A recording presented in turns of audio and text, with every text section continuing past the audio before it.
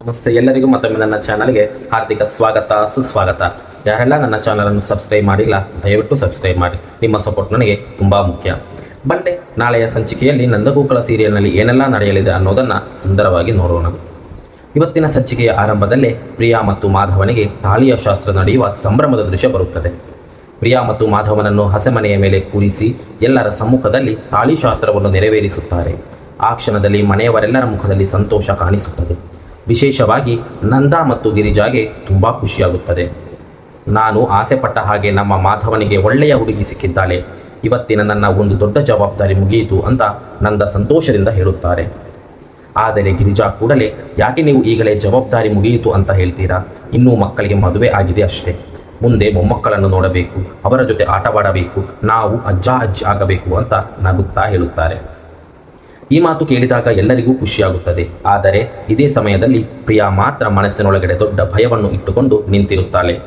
ಯಾಕೆಂದರೆ ಪ್ರಿಯಾಳಿಗೆ ಗೊತ್ತು, ತನ್ನ ಅಪ್ಪ ಅಮ್ಮ ಡ್ಯೂಪ್ಲಿಕೇಟ್ ಒಡವೆ ಕೊಟ್ಟಿರುವ ಸತ್ಯ, ಅವರು ಮಾಡುತ್ತಿರುವ ಬಿಸ್ನೆಸ್ ಬಗ್ಗೆ ಹೇಳಿರುವ ಸುಳ್ಳು, ಈ ಎಲ್ಲ ಸತ್ಯವು ಯಾವಾಗ ಬೇಕಾದರೂ ಹೊರಬರಬಹುದು.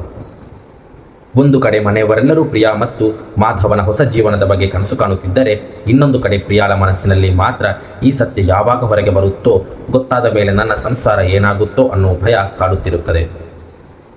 ಉದಾಹರಣೆಗೆ, ಎಲ್ಲರೂ ಮುಂದೆ ಹಬ್ಬದ ಸಂಭ್ರಮದಲ್ಲಿ ನಗುತ್ತಾ ಇದ್ದರೂ ಒಬ್ಬ ವ್ಯಕ್ತಿಯ ಮನಸ್ಸಿನೊಳಗೆ ಮಾತ್ರ ದೊಡ್ಡ ಚಂಡಮಾರುತ ನಡೆಯುತ್ತಿದೆ, ಹೇಗಿರುತ್ತೋ ಪ್ರಿಯಾಳ ಸ್ಥಿತಿಯು ಹಾಗೇ ಇರುತ್ತದೆ. ಹೊರಗಿನಿಂದ ನಗು, ಒಳಗಿನಿಂದ ಭಯ. ಇನ್ನೊಂದು ಕಡೆ ಮೀನಾ ಮತ್ತು ಅಮ್ಮುವಿಗೆ ಕೂಡ ಪ್ರಿಯಾಳ ಸತ್ಯ ಗೊತ್ತಿದೆ. ಅವರಿಬ್ಬರೂ ಮನೆಯವರ ಮುಂದೆ ಸತ್ಯ ಹೇಳಿ ಈ ಶಾಸ್ತ್ರವನ್ನು ನಿಲ್ಲಿಸಬಹುದಿತ್ತು, ಆದರೆ ಅವರು ಹಾಗೆ ಮಾಡಲಿಲ್ಲ. ಅಷ್ಟರಲ್ಲಿ ಮೀನಾ ಶಾಸ್ತ್ರ ಆಯಿತು ಅಲ್ವಾ, ಇನ್ನೊಂದು ಕೆಲಸ ಬಾಕಿ ಇದೆ ಅಂತ ಹೇಳಿ ಪ್ರಿಯಾ ಮತ್ತು ಮಾಧವನನ್ನು ಕರೆಯುತ್ತಾರೆ. ಇದನ್ನು ಕೇಳಿದ ಕೂಡಲೇ ಪ್ರಿಯಾಗೆ ಅವಳ ಅಪ್ಪ ಅಮ್ಮನಿಗೂ ಮತ್ತಷ್ಟು ಭಯವಾಗುತ್ತದೆ. ಇವಾಗ ಏನಾಗುತ್ತೋ, ಎಲ್ಲರ ಮುಂದೆ ಸತ್ಯ ಹೇಳ್ತಾರಾ ಅನ್ನೋ ಆತಂಕ ಶುರುವಾಗುತ್ತದೆ. ಆದರೆ ಮೀನಾ ಮಾಡಿರೋದೇ ಬೇರೆ. ಪ್ರಿಯಾ ಮತ್ತು ಮಾಧವನನ್ನು ಅಪ್ಪ ಅಮ್ಮ ಹಾಗೂ ಅತ್ತೆ ಮಾವನ ಹತ್ತಿರ ಕರೆದುಕೊಂಡು ಹೋಗಿ ಅವರ ಕಾಲಿಗೆ ಬಿದ್ದು ಆಶೀರ್ವಾದ ಪಡೆಯುವಂತೆ ಹೇಳುತ್ತಾರೆ. ಅದು ಕೇಳಿದ ಕ್ಷಣದಲ್ಲಿ ಪ್ರಿಯಾಳಲ್ಲಿದ್ದ ಗಾಬರಿ ಹೋಗಿ ನೆಮ್ಮದಿ ಬರುತ್ತದೆ. ಯಾಕೆಂದರೆ ಒಂದು ಕ್ಷಣ ಅವಳಿಗೆ ಇವತ್ತು ನನ್ನ ಸತ್ಯ ಎಲ್ಲರ ಮುಂದೆ ಬಯಲಾಗುತ್ತದೆ ಅಂತ ಅನಿಸಿರುತ್ತದೆ. ಆದರೆ ಮೀನಾ ಮತ್ತು ಅಮ್ಮು ಸತ್ಯವನ್ನು ಹೊರಗೆ ಹೇಳದೆ ಪ್ರಿಯಾಳ ಸಂಸಾರವನ್ನು ಉಳಿಸಲು ಪ್ರಯತ್ನ ಮಾಡುತ್ತಾರೆ. ಅದಾದ ನಂತರ ನಂದ ಮೂರೂ ಸೊಸೆಯಂದಿರ ಕೊರಳಲು ಬಂಗಾರದ ತಾಳಿ ಇರುವುದನ್ನು ನೋಡೋಕೆ ತುಂಬ ಚೆನ್ನಾಗಿದೆ ಅಂತ ಸಂತೋಷ ಪಡುತ್ತಾರೆ. ಆದರೆ ಈ ಸಂತೋಷದ ನಡುವೆ ಪ್ರಿಯಾಳ ಮನಸ್ಸಿನಲ್ಲಿ ಭಯ ಮಾತ್ರ ಕಡಿಮೆಯಾಗುವುದಿಲ್ಲ. ಸ್ವಲ್ಪ ಸಮಯದ ನಂತರ ನಂದ ಅಲ್ಲಿಂದ ಹೊರಡಲು ಸಿದ್ಧರಾಗುತ್ತಾರೆ. ಆಗ ಪ್ರಿಯಾ ನಿಂತಿರುವುದನ್ನು ನೋಡಿ ಯಾಕೆ ಇಷ್ಟು ಭಯಪಡ್ತಾ ಇದ್ದೀಯಾ ಅನ್ನೋ ರೀತಿ ಮಾತನಾಡುತ್ತಾರೆ.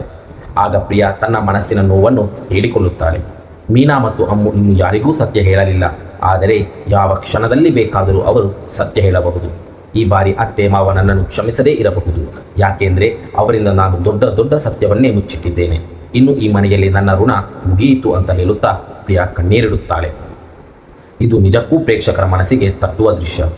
ಯಾಕೆಂದರೆ ಪ್ರಿಯಾ ಮಾಡಿದ ತಪ್ಪು ದೊಡ್ಡದಾಗಿದೆ ಅನ್ನೋದು ಅವಳಿಗೂ ಗೊತ್ತು. ಆದರೆ ಅವಳು ಈಗ ಬದಲಾಗಿದ್ದಾಳೆ. ತನ್ನ ತಪ್ಪಿನ ಪರಿಣಾಮ ಏನಾಗಬಹುದು ಅನ್ನೋದನ್ನು ಅರಿತುಕೊಂಡಿದ್ದಾಳೆ. ಅದಾದ ನಂತರ ಪ್ರಿಯಾ ಮೀನಾ ಮತ್ತು ಅಮ್ಮು ಹತ್ತಿರ ಹೋಗಿ ಒಂದು ಪ್ರಶ್ನೆ ಕೇಳುತ್ತಾಳೆ.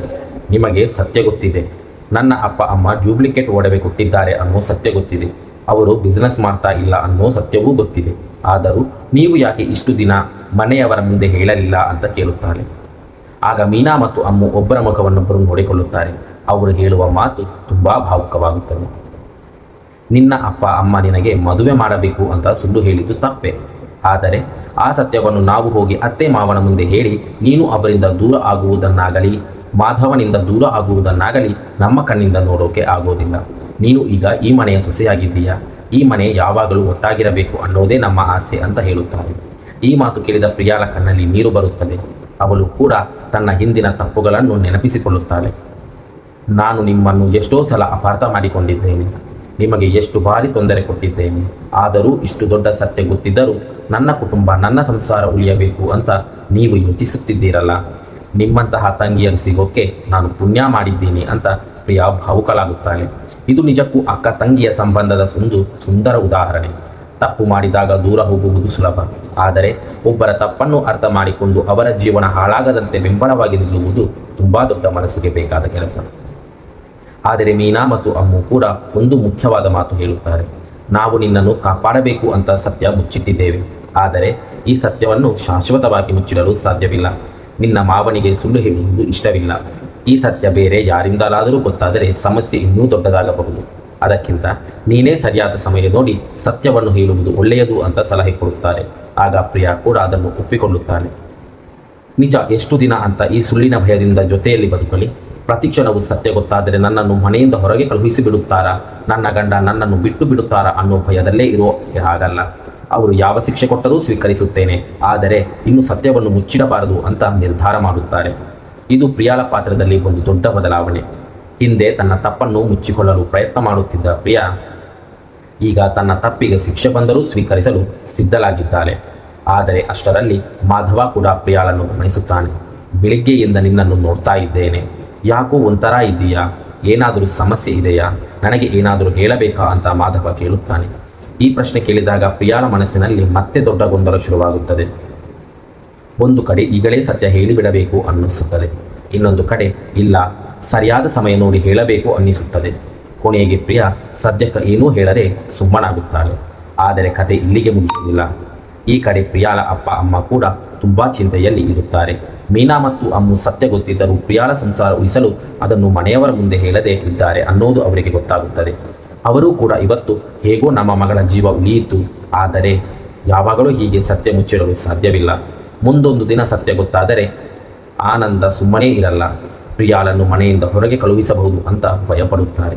ಹೀಗಾಗಿ ಈಗ ಎಲ್ಲರ ಮನಸ್ಸಿನಲ್ಲೂ ಒಂದೇ ಪ್ರಶ್ನೆ, ಪ್ರಿಯಾಳ ಸತ್ಯ ಯಾವಾಗ ಹೊರಬರುತ್ತದೆ?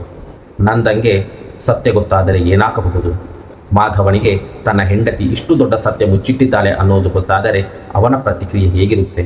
ಮೀನಾ ಮತ್ತು ಅಮ್ಮುವಿಗೆ ಸತ್ಯ ಗೊತ್ತಿದ್ದರೂ ಇಷ್ಟು ದಿನ ಸುಮ್ಮನಿದ್ದ ವಿಚಾರ ನಂದಂಗೆ ಗೊತ್ತಾದರೆ ಅವರ ಮೇಲೂ ಕೋಪ ಮಾಡಿಕೊಳ್ಳುತ್ತಾನ? ಇವೆಲ್ಲವೂ ಮುಂದಿನ ಸಂಚಿಕೆಗಳ ಬಹಳ ದೊಡ್ಡ ತಿರುವು ಕೊಡಬಹುದು. ಒಟ್ಟಿನಲ್ಲಿ ಸಂಚಿಕೆ ಒಂದು ಕಡೆ ಮದುವೆಯ ಸಂತೋಷ, ಇನ್ನೊಂದು ಕಡೆ ಪ್ರಿಯಾಳ ಮನಸ್ಸಿನಲ್ಲಿ ಸತ್ಯ ಬಯಲಾದ ಭಯ. ಈ ಎರಡೂ ಭಾವನೆಗಳು ಒಂದೇ ಸಮಯದಲ್ಲಿ ನಡೆಯಲಿದೆ. ಕೆಲವೊಮ್ಮೆ ಒಂದು ಸುಳ್ಳು ಹೇಳುವುದು ಸುಲಭ, ಆದರೆ ಆ ಸುಳ್ಳನ್ನು ಕಾಪಾಡಿಕೊಂಡು ಬದುಕುವುದು ತುಂಬ ಕಷ್ಟ. ಪ್ರಿಯಾಳ ಜೀವನ ಈಗ ಅದೇ ಹಂತದಲ್ಲಿದೆ.